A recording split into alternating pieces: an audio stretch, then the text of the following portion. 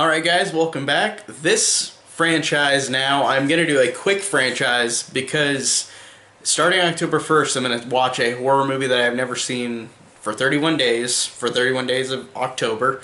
And I wanted to do another horror franchise before this started, and I thought I might as well do the two Ouija films, Universal's Ouija films. Because this is a quick franchise, I can get through this only two movies. And I wanted to talk about another franchise before I started watching all of these new horror movies that I've never seen before for October. And Ouija Origin of Evil is the one I'm going to be talking about today. Out of the two Ouija films that Universal released, we got Ouija first, the one just called Ouija, which I don't remember being that great. I don't remember despising it, but I don't remember much about it. I thought it was kind of just bland and uninteresting. But at least it had Olivia Cook in it. But the first Ouija movie I don't remember much about.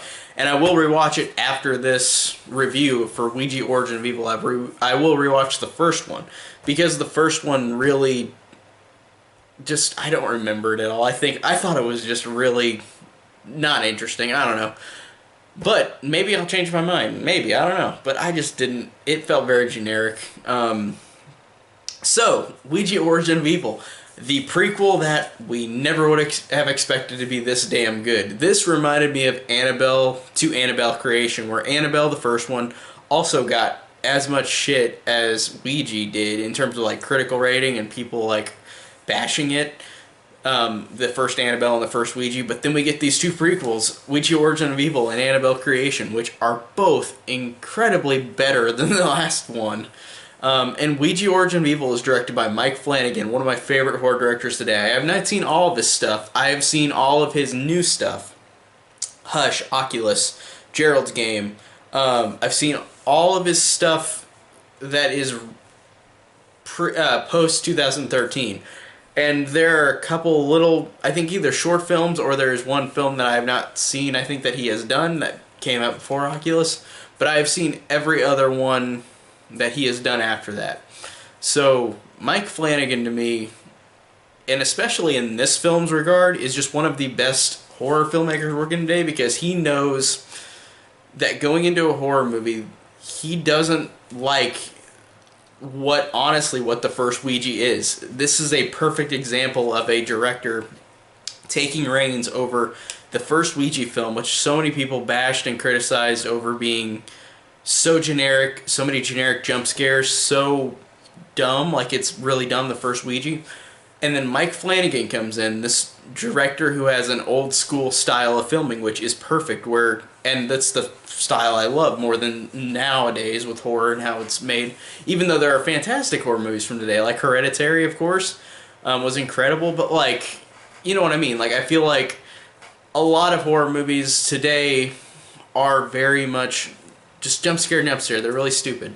A lot of the lower quality ones, I guess, are less entertaining to me. So, Ouija Origin of Evil came out. Just not, like, I saw the trailer for this, looked really cool, looked really fun. I thought it looked way better than the first one. And going into this movie in the theater, I saw this in the theater and I loved this movie. I thought this movie was incredible. And I just rewatched it and wow, like this still holds up incredibly well for me. And again, with Mike Flanagan as the director, he knows how to make a movie so interesting, and a horror movie so interesting that is a slow burn, because so many movies now that are horror movies are, for the most part, typically just dumb jump scares. You gotta have jump scares every couple minutes.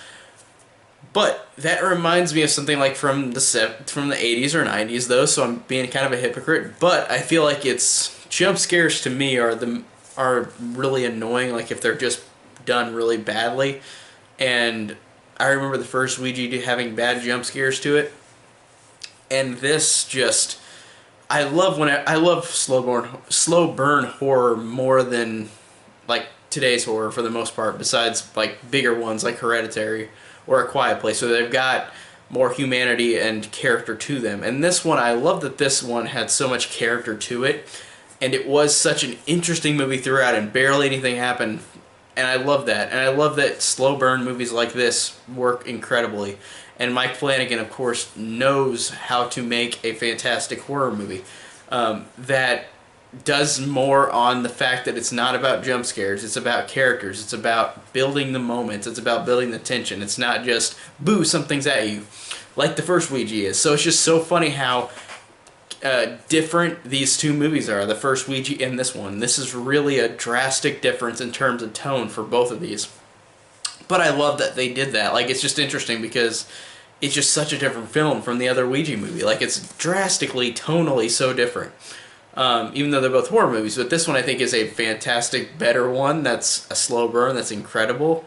So I love this one so much. I love how it opens up with a classic opening, Universal opening title where it's the 1970s, 80s Universal logo. Like, I think that's awesome, where it's just the stars and then it shows the Earth and then it just says Universal, but it does it in the 80s style. I love that they put that in this. Like that, I always love when they do that. They did that recently for the house with the clock in its walls, which I saw too, which was really good. And they did the same thing with that, where it's like they use the classic Universal thing, because that movie was set in the 50s.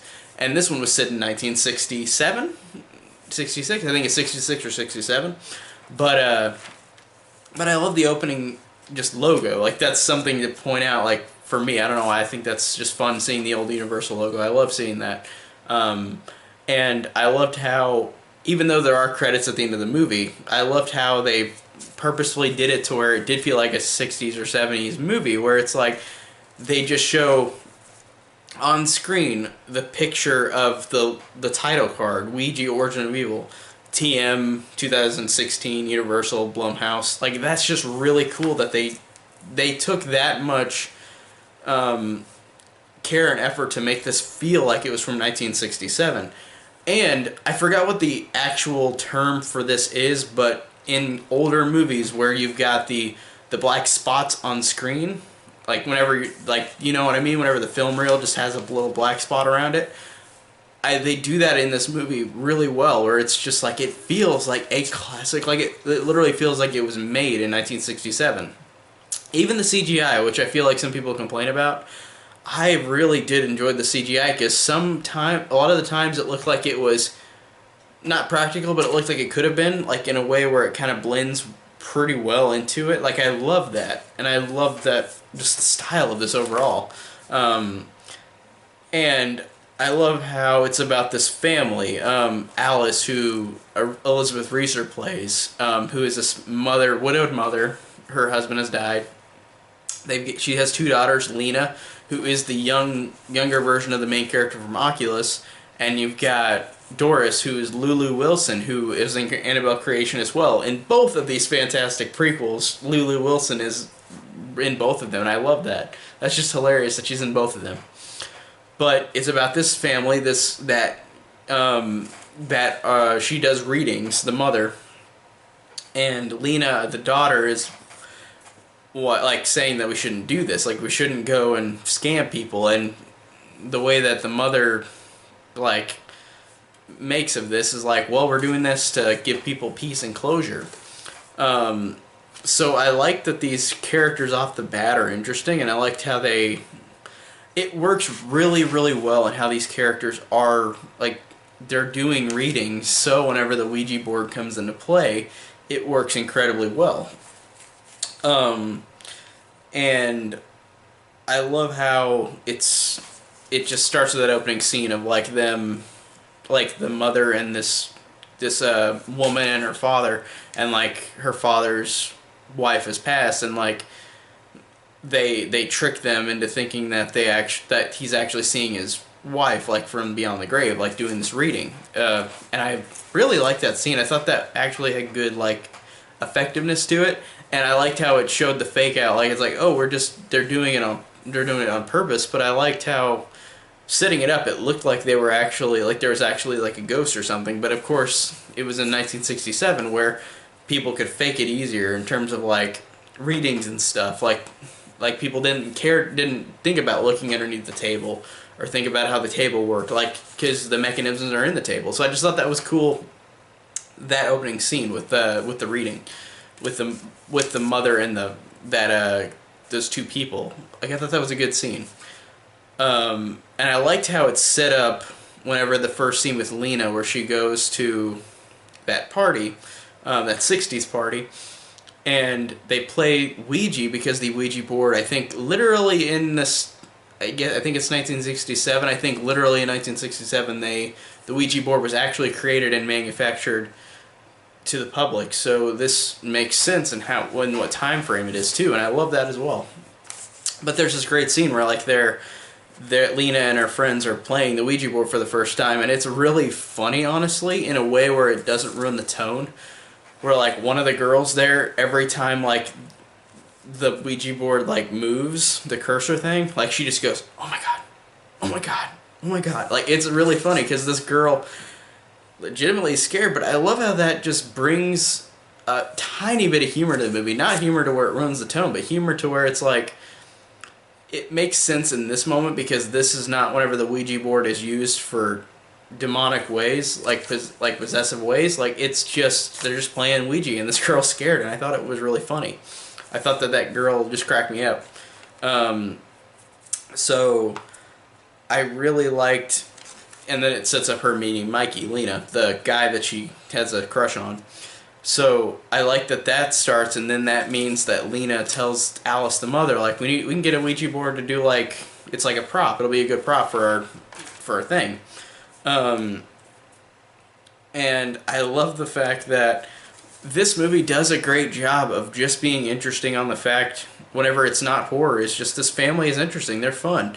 I like seeing Lena and how she has like a relationship with that guy Mikey, and whenever he first comes to the house and Lena is not telling her mother about the boyfriend she got or is getting, and he comes in, and then I love the fact that just with the acting alone, that actress who plays Alice, Elizabeth Reeser, is really good because she sees the boy there, and of course she's the mother, and she's like, this is her first boyfriend, like she wants to set him straight and say like, no, don't do anything to her.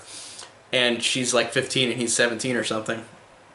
But I love the fact that she just stares into his eyes whenever she first meets him, and she says to Lena, "Honey, go get your sister." And then Lena's like, "Well, we gotta go," and we gotta go quick. And she's like, "Good, go get your sister." Like, it's just really funny because she's staring at Mikey at the same time, just staring at him with dagger eyes. And then they go upstairs, and then Alice just says to Mikey, like, "Do you want your palm read?" And then he does it, and she points out all the lines on your hand, and she's like, "This is your lifeline right here." And I love how she says, "If this hand does anything I don't like, I'd hate to see something happen to your lifeline." You dig? Like, again, this performance is great. The mother is really great. All the performances are awesome in this, but she's genuinely funny in that moment. And like I said, I love how this movie, whenever it's not horror, it's so interesting because these characters have great performances, and these characters are so interesting in how written they are, or in how they're written. And I love whenever, like, it introduces Father Tom after Doris has been, like, made fun of at school. Kids saying, like, her mom is a witch because she does the readings. And then, of course, the mother sees that driving up, and she runs out, but then Father Tom, who's played by Henry Thomas, intervenes. And I like that first scene with Father Tom, who Henry Thomas plays. Now, that's cool to see Henry Thomas in this, because he's also in Gerald's Game, another Mike Flanagan movie, and he's really good in that movie too, and I won't spoil anything from that, but he's great in that movie.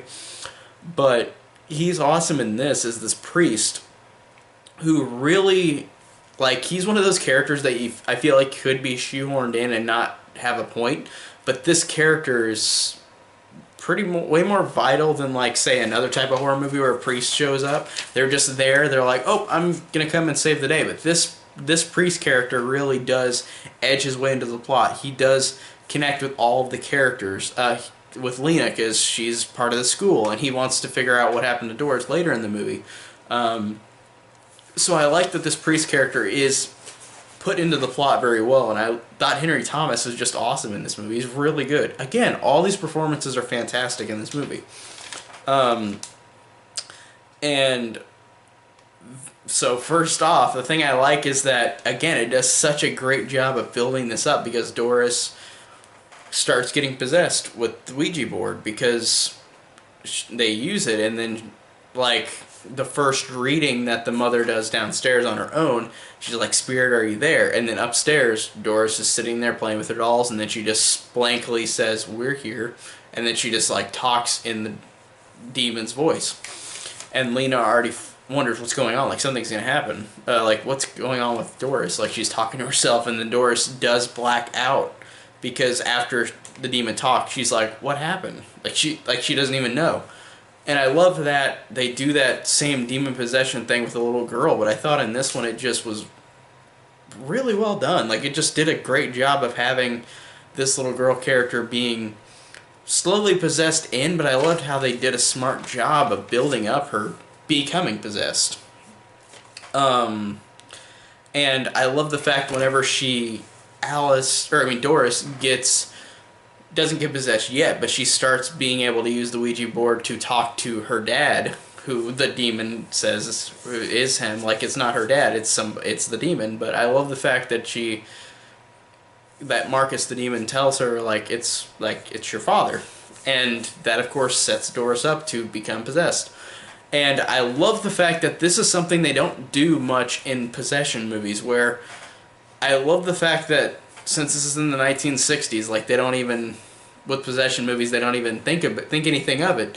But Doris starts to figure out like she can do readings and talk from beyond the grave, and it scares Alice and Lena. And Lena's more skeptical over it more than Alice, but Lena kind of stays away from it, and like something's wrong with Doris, like something's wrong with her. But the mother, seeing money, because they're broke, they've got nothing, and like she sees money, and she's not even a horrible mother, she just realizes that this could be a thing to help people, like this is a good thing, like you can actually talk beyond the grave to people. And I love the fact that they just use that as a fact to help people out, and I just thought that was really a cool way of using possession in this type of movie, because usually in this type of movie no one knows about it until it's too late, or nobody uses it in a good way. Like say in The Exorcist, like whenever Reagan gets possessed, the mother's just worried about her in that movie. In this one, Doris, before she gets possessed, starts to be able to use this board and be able to do readings that are actually accurate, and like both of them think nothing of it, Alice and Doris, but Lena of course does. And I like that it just gets too late to where Doris gets possessed, but before that it's just an interesting plot where they don't do this in possession movies, where these characters actually go along with this freaky thing that's happening, but it seems like it's a good thing at first, and then it becomes possession. But I thought that was really cool. I really liked how they use the Ouija board in this before she gets possessed. They do it for good, and I just thought that was a cool, different thing in a possession movie that I usually don't see much. And I like how there's a scene where Doris is doing a reading with Alice to a woman who's lost somebody, and she talks in that person's voice, Doris does, and then she just goes, "Oh, that tickles." And I like how it's a response from a little girl where she's like, "Oh, that," like she doesn't think anything of it, and her neck starts hurting before she gets possessed. So she thinks nothing of it, but then of course she gets possessed. But I like how, again, it just seems so subtle that it's like nothing's really wrong, like it just seems like to them, and I like that. And it's not like they're dumb, it's just they don't understand, they're doing something they don't understand and comprehend. So I just really thought that was cool.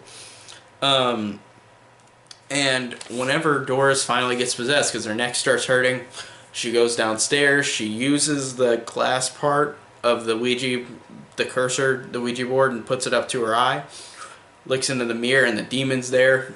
The demon literally puts his hand in her mouth goes big, and you see in the mirror he's putting his literal body into her, and then you see the shot of her with the big mouth just going down, slowly falling down on onto the floor, and that's really cool.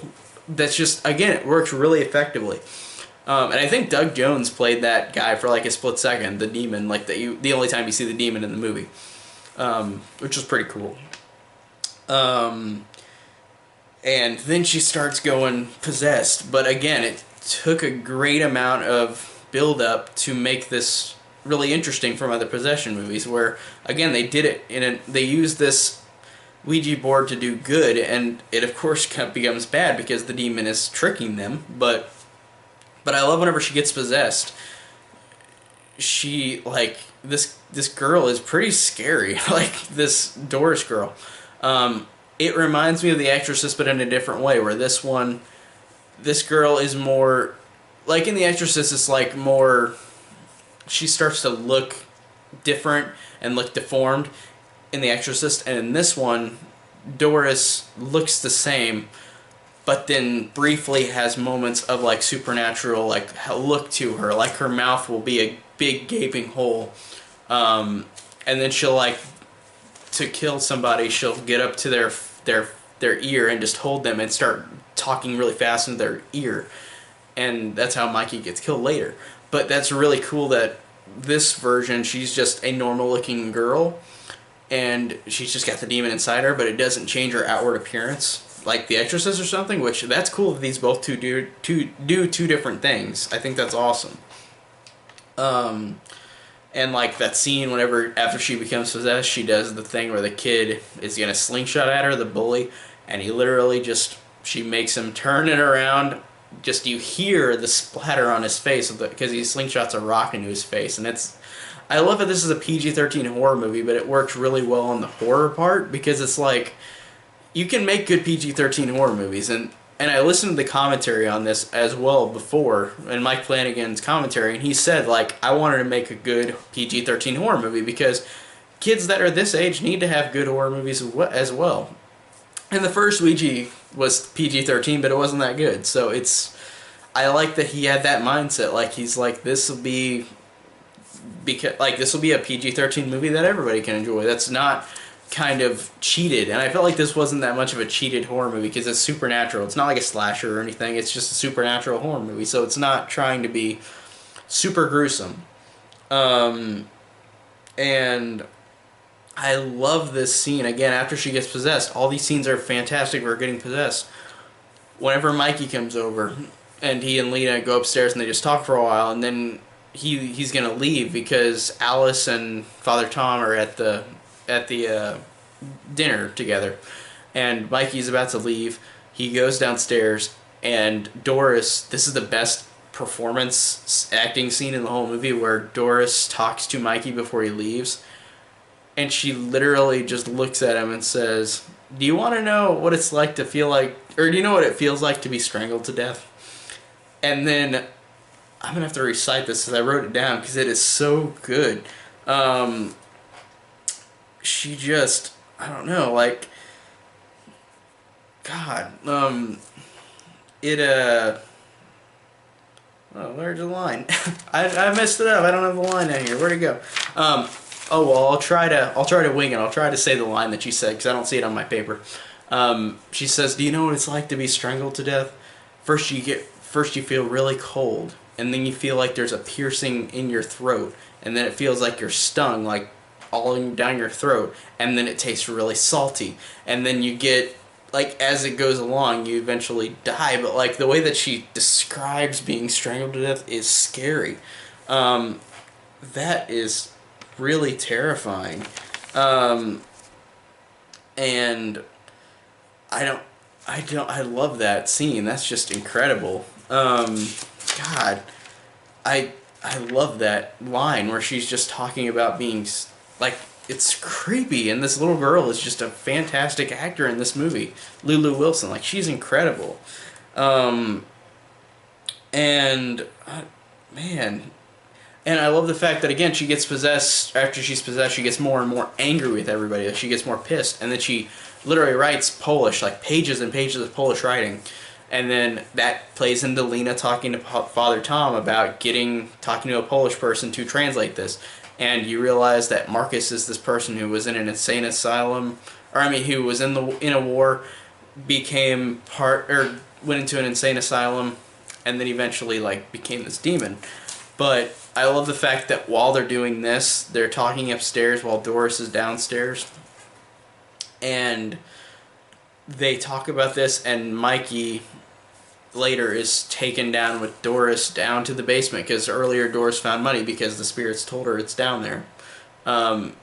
And Mikey puts his hand in there, and this is a fantastic shot where like Mikey's putting his hand in the hole in the wall, and right behind him, Doris is literally just creaking her neck like back and forth like this. It is really effective, and the cracking noise is gross, and it works.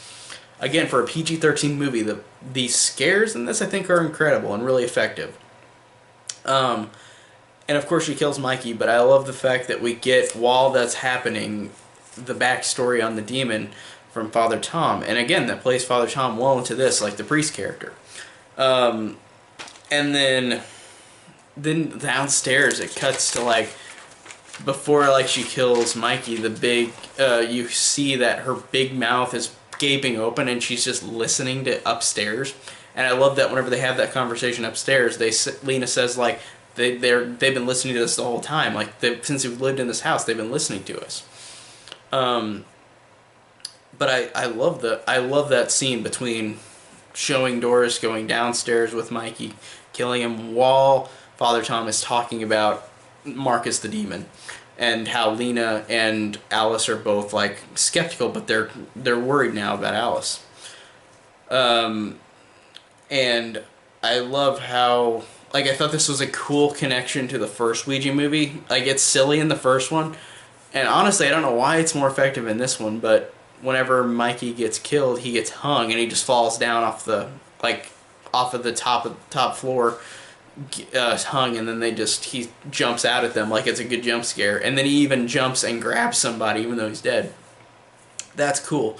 And they do that in the first Ouija movie where somebody dies at the beginning and they just they get hung like that. But I like how they do little connections to the first Ouija movie, even though it's not connected, besides the fact that this is in the 60s and it's the same house, the same people that they talk about in the first movie. So I like how this is very loosely connected to the first one, but it is still connected. So I really enjoyed that.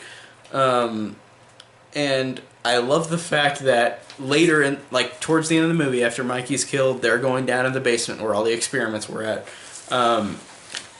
And I love this line. It's so cool because it's so obvious, and I just did not catch this. But whenever they first played the Ouija board in this game, it literally says on the rules, don't play in a graveyard. And then, what do you know, whenever they figure out that there's been deaths and experiments all down in the basement, I love the line where Alina just says, we played in a graveyard.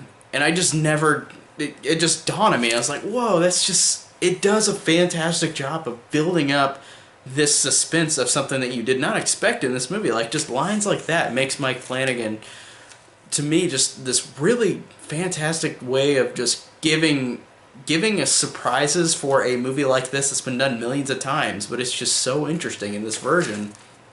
I love that. Because they try to burn the board, and of course they can't because they played in the graveyard. That's just so cool. And I love the fact that after Father Tom gets killed, unfortunately, like, that's a good scare where Doris is up in the roof and in the ceiling and just scares him, and she snaps his neck on the stairs.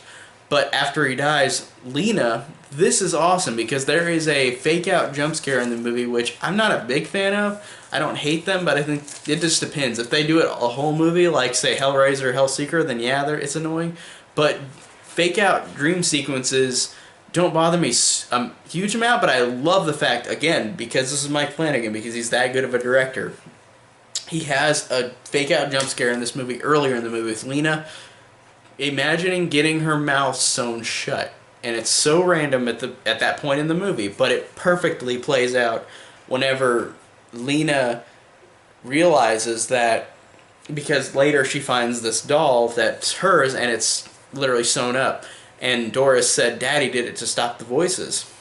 And I love the fact that it shows her father, who's gone and dead, he did it. He sewed up the doll. So it's the preemptive clue to have Lena do what needs to be done.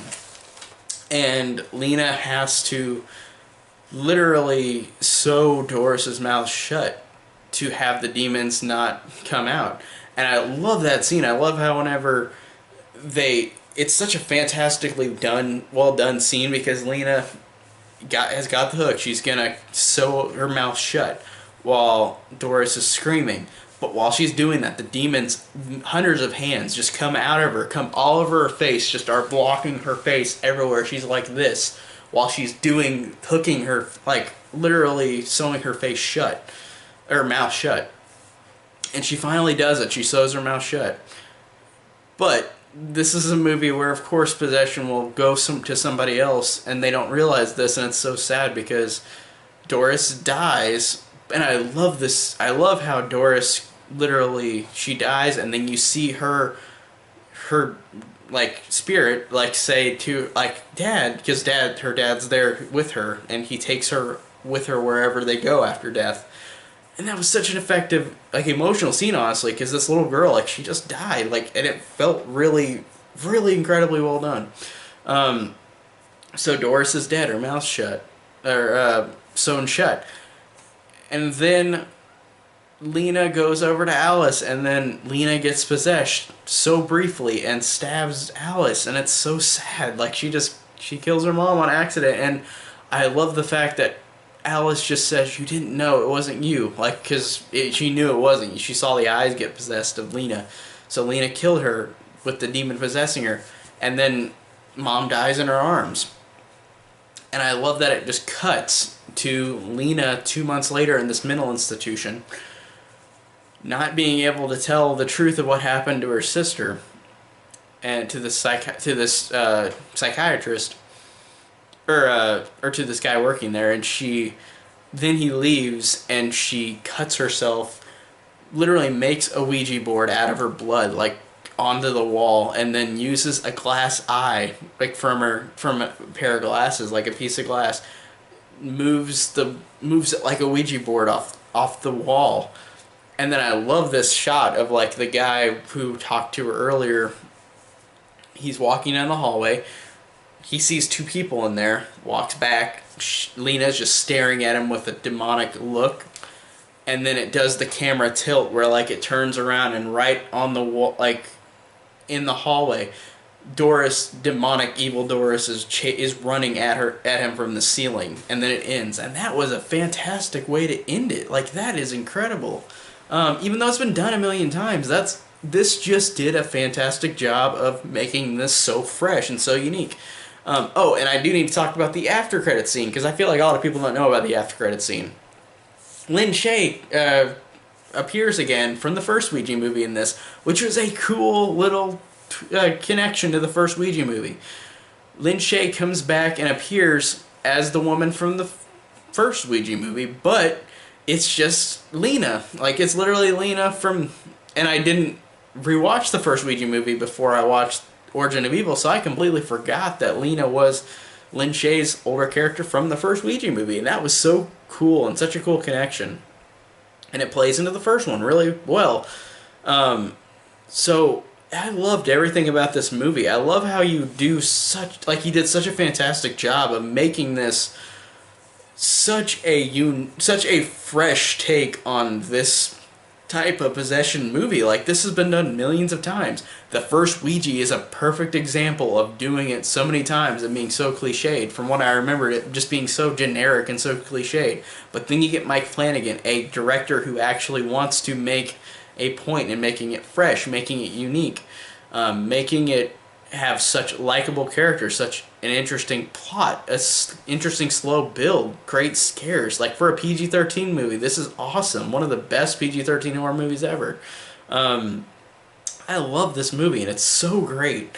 Every time I watch it, I just think, man, I don't know how he did it. Like, I mean, people, like, this, ratings-wise, it got good critic ratings, but a lot of people are like, oh, this is just okay, or it's not that great because it's just another possession movie. But I thought this did so many things unique to a typical possession movie. I thought that everything was so interesting, so unique. These characters were so great. The writing was so great. The acting was so great. The scares were so great. just everything about this was so great, and I love this movie. Such one of the most underrated movies of 2016, and one of Mike Flanagan's best. And I haven't seen a Mike Flanagan movie that I've disliked. I loved all the ones that I've seen him do. So I really love this movie. Just fantastic. Just again, one of my favorite recent horror movies. Just for everything I just pointed out. So I really love this one. So I love Ouija Origin of Evil. Let's talk about Ouija next. I'll talk about that later, but yeah, we'll see what I think of that one. But for now, this is fantastic. Love this movie. Next, I guess we'll talk about Ouija, so stay tuned for that.